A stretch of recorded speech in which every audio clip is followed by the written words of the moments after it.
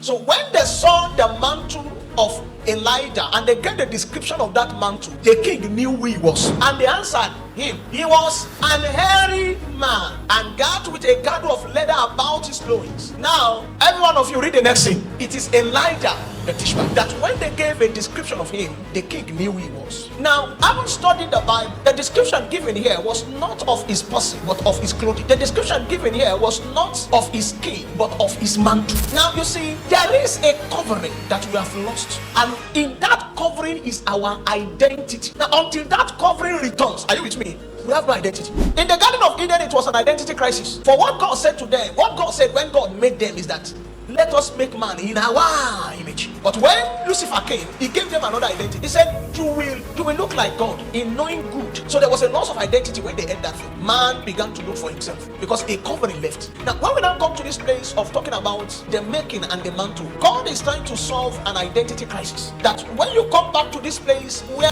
you once again find your covering, then your identity will return. You will know yourself. Now, henceforth, you will not need to tell men your name, but immediately they can see your covering. Your covering will give a description of who you are in the chambers of the kings. Now, you see, this king here is a typology of thrones in the realm of the spirit. So, when it comes to that place, they don't know you by the name your father gave you. They know you by your covering.